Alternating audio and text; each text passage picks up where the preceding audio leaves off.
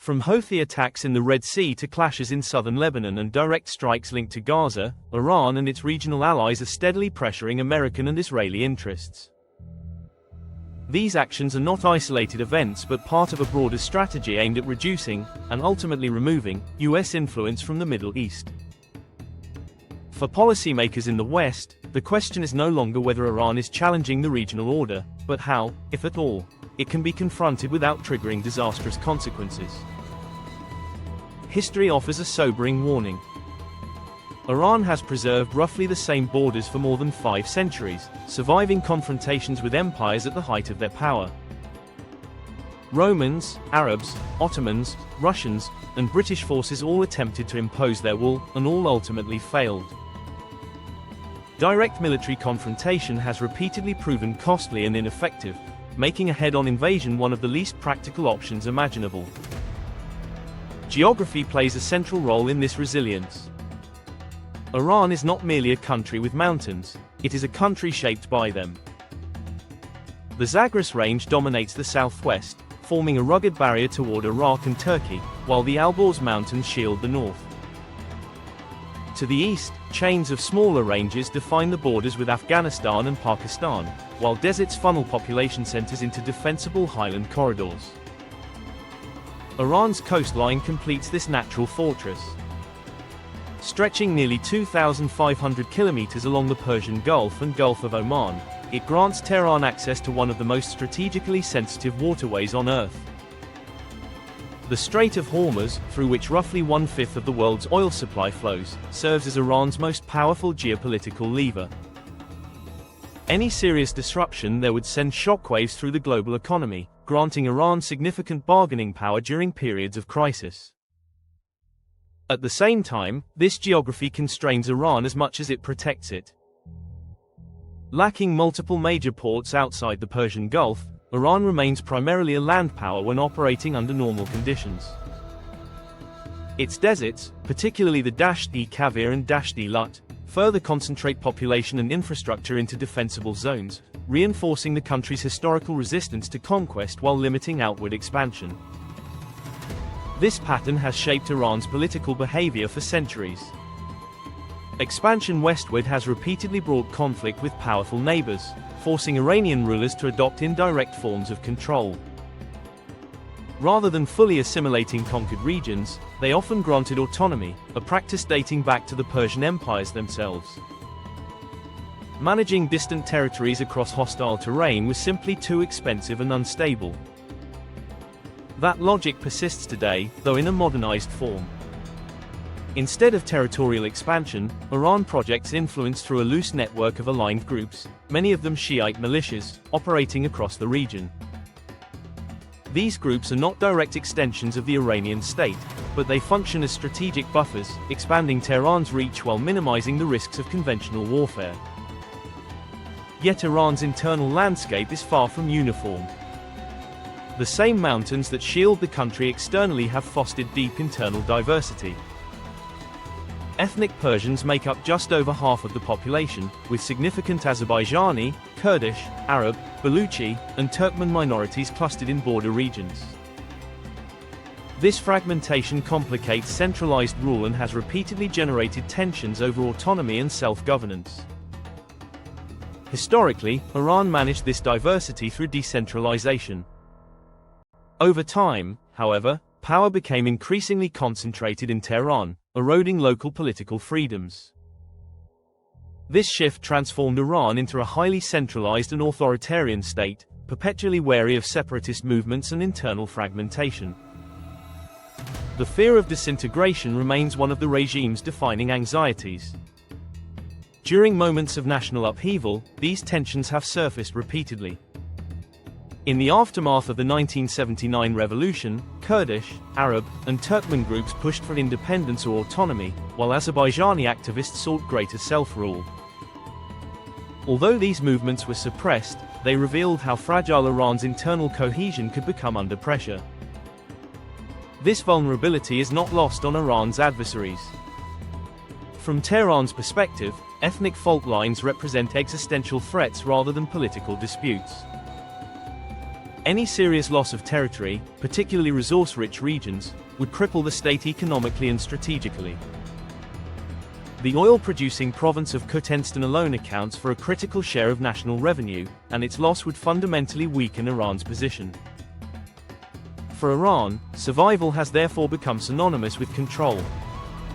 Geography, history, and internal diversity have combined to produce a state that views decentralization, liberalization, and foreign interference as pathways to collapse rather than reform. This worldview continues to shape Tehran's domestic governance and its confrontational posture abroad. Because Iran is so difficult to confront from the outside, adversaries have repeatedly explored internal pressure as an alternative. Ethnic and sectarian divisions appear, at least on paper, to offer points of leverage. Several of Iran's minority groups maintain strong cultural and familial ties across borders, creating channels that external actors have historically tried to exploit. In the northwest, Azerbaijani communities share deep linguistic and cultural links with neighboring Azerbaijan. Kurdish populations stretch across Iran, Iraq, and Turkey, forming one of the largest stateless ethnic groups in the world. In the southeast, the Sunni Baloch population maintains cross-border connections with Pakistan, while Arab communities in Iran's southwest retain close ties to Iraq and the wider Arab world. These overlapping identities complicate Iran's relations with nearly all of its neighbors. From Tehran's perspective, these ties represent permanent security risks. Iranian leaders have long believed that neighboring states, or their Western backers, could encourage separatist movements during moments of instability. The fear is not merely symbolic. Territorial fragmentation would reduce Iran's population, weaken its tax base, and strip it of vital resources, particularly oil and gas. The stakes are highest in Turkmenistan, Iran's energy heartland. The province contains much of the country's oil infrastructure and sits directly on the Iraqi border. Losing control over Turkmenistan would not only devastate state finances but also undermine Iran's geopolitical standing. Without it, Iran would become more isolated, less defensible, and far easier to pressure militarily. Despite these vulnerabilities, past efforts to exploit them have largely failed. During the Iran-Iraq War, Saddam Hussein attempted to frame the conflict as a liberation struggle for Iran's Arab population. Iraqi propaganda portrayed Tehran as a Persian-dominated regime oppressing minorities, hoping this narrative would spark internal rebellion. It did not. Iraq also supported Kurdish insurgent groups inside Iran, aiming to stretch Tehran's military resources across multiple fronts. While these efforts forced Iran to divert attention and manpower, they never came close to breaking the state. Instead, the war settled into a brutal stalemate, demonstrating the limits of externally driven fragmentation. One reason for this resilience lies in how Iran has historically generated cohesion. Societies often bind themselves together through shared prosperity or common goals, but they can also unite through perceived external threats. During moments of existential danger, Iran has repeatedly leaned on a powerful us versus them narrative to suppress internal divisions. This strategy has deep historical roots. In 1501, Shah Ismail I founded the Safavid Empire and declared Twelver Shi'ism the state religion. This decision fundamentally reshaped Iran's identity. By uniting diverse ethnic groups under a shared religious framework, the Safavids distinguished Iran from its Sunni neighbors and forged a durable sense of collective belonging. Importantly, this unifying force transcended ethnicity. Shah Ismail himself was not ethnically Persian, nor were many members of his court or military. Religious identity, not ethnic origin, became the primary source of legitimacy and loyalty. For the first time in centuries, Iran's diverse populations were bound together by a common ideological foundation. That legacy endures. Today, between 90 and 95% of Iran's population identifies as Shiite Muslim. Shared rituals, commemorations, and religious institutions continue to reinforce national cohesion, often overriding ethnic differences. This religious homogeneity has also allowed Iran to project influence abroad, particularly in regions with significant Shiite populations. Yet this cohesion has limits. Not all of Iran's minorities are Shiite, and Sunni communities, especially the Baloch, remain more resistant to integration. In these regions, separatist sentiment has persisted at low intensity, occasionally erupting into armed insurgency. While none of these movements pose an immediate existential threat, they remain a constant concern for the state. Over time, Iran's leadership has leaned increasingly on coercion to maintain unity. As religious authority alone has lost some of its binding power, especially among younger generations, the state has relied more heavily on surveillance, repression, and force. Political dissent is rarely tolerated, and challenges to territorial integrity are treated as national security emergencies. This dynamic was evident during the nationwide protests of 2022. As demonstrations spread across the country, particularly in minority regions, state media framed protesters as separatists and foreign agents. Security forces responded with mass arrests and overwhelming force. Despite the scale of unrest, the state managed to reassert control. For external actors, this reality presents a dilemma. Iran's internal divisions appear exploitable, yet history suggests that attempts to weaponize them are unlikely to succeed quickly or cleanly. Any foreign-backed separatist effort would face a deeply entrenched security apparatus, a disciplined media system, and a political culture conditioned to equate dissent with existential threat. As a result, Iran's leadership remains convinced that political liberalization itself is dangerous.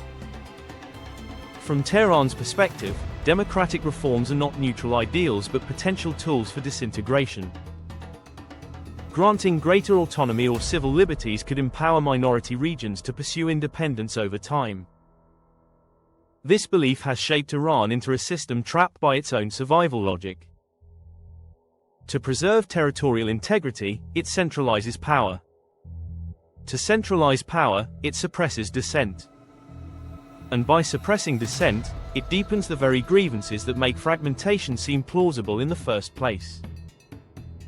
Taken as a whole, Iran's durability is not the result of any single factor, but the interaction between geography, identity, and state power. The same mountains that shield the country from invasion also fragment its population, forcing the state to rely on ideology and coercion to maintain cohesion. Over centuries, Iran has learned to survive not by expansion, but by endurance. Yet this survival strategy comes at a cost. The heavy reliance on centralized authority and security forces has gradually hollowed out political trust. While the state can suppress unrest, it struggles to resolve the underlying grievances that fuel it. Each cycle of protest and repression reinforces a sense of mutual suspicion between the government and society. Religion, once the glue that bound Iran's diverse population together, is no longer as effective as it once was. Surveys and internal assessments suggest declining religious observance, particularly among younger Iranians. When belief is enforced rather than chosen, its ability to unify weakens. As Shi'ism loses its mobilizing power, the state compensates with force. This creates a paradox. Iran fears fragmentation, yet the methods it uses to prevent it risk accelerating social alienation. Minority regions feel increasingly marginalized, while the center becomes more authoritarian. Stability is preserved in the short term, but resilience erodes beneath the surface. For Iran's adversaries, this presents a tempting but misleading opportunity. Encouraging separatism may appear cheaper than war, but history suggests it is unlikely to deliver decisive results. Iran's security institutions are designed precisely to counter such threats, and external pressure often strengthens nationalist narratives rather than weakens them. The Iran-Iraq War remains the clearest example. Despite immense pressure, economic collapse, and foreign-backed insurgencies, Iran held together. Not because it was unified in harmony, but because it was unified in resistance. External threats consistently override internal divisions when survival is at stake. This reality explains much of Iran's current behavior. Tehran views foreign influence not as competition, but as existential danger. Its regional strategy, its reliance on proxy forces, and its resistance to political reform all stem from a single assumption, that weakening control leads inevitably to collapse. As tensions with the United States and Israel intensify, this mindset becomes even more entrenched. From Tehran's perspective, compromise risks exposure, and exposure risks disintegration. Confrontation, however costly, feels safer than openness. In this sense, Iran is not simply defiant, it is defensive. Its leadership believes the country must choose between discipline and dissolution. The result is a state that survives by resisting change, even as that resistance generates the very pressures it fears most. Iran may not be invulnerable, but it is exceptionally difficult to break. Geography protects it. History hardens it. And the constant perception of external threat binds it together, however imperfectly. Those seeking to confront Iran must reckon with this reality. Subjugation from the outside has never worked, and internal collapse is far harder to engineer than it appears. Whether Iran can escape this cycle without tearing itself apart remains uncertain. What is clear is that its endurance is not accidental.